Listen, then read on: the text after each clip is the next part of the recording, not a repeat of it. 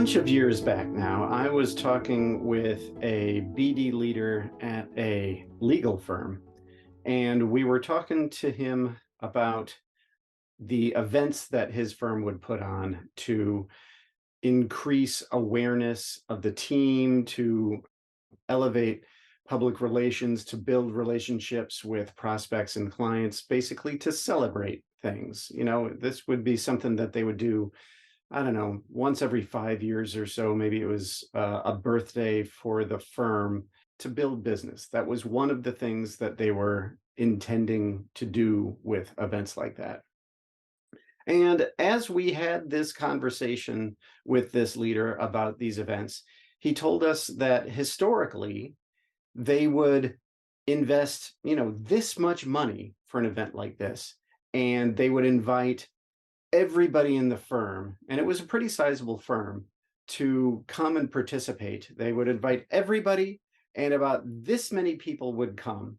And of the people who came, about this many people would interact with each other, leaving this many people to interact with their existing clients, and maybe this tiny little sliver of people to interact with folks that they didn't know, which could have been prospects and probably were prospects.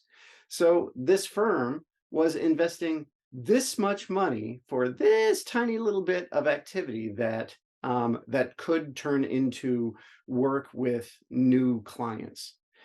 So he was pretty frustrated about that. And we got to talking about it. We got to talking about what gets in people's way around networking. And really, we landed on quite a number of things. There's the social anxiety of not knowing how to engage with somebody you've never met before. There's the questions about, well, what networking really is in the first place, because some people talk about networking like it's just having a conversation with some people. Other people talk about networking like it's a really systematic conversation that has to have this, this, and this in it for it to be an actual networking conversation. There are questions about what to say. There's concerns about the dreaded uncomfortable pause in a conversation. There can be experiences of like, well, if I ask too many questions, then it just sort of seems like I'm interviewing them or something, and it makes them uncomfortable. And it seems really inhuman and manufactured and just plain uncomfortable. So there's a lot of things that get in the way for folks when they're asked to network. So what this firm did was they brought us in, and we worked with the whole team in advance of this event.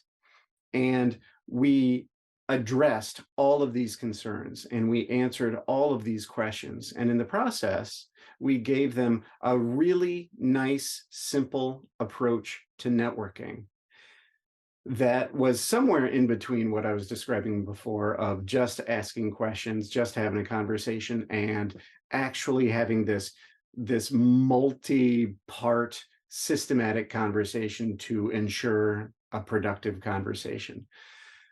Part of our approach is making sure that the intent to help is there, and to make sure that your heart is in it, so that folks don't feel like you're there just to get business from them, or you're there to sell yourself and push yourself on to other people.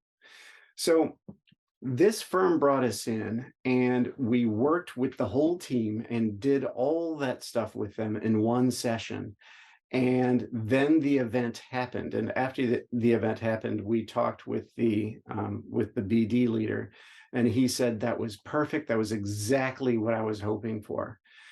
And we've been doing that sort of thing with firms ever since. It's been a really powerful experience of giving communities of people a great amount of relief around the challenge of networking, getting them to recognize that it's not this painful, awkward, uncomfortable thing.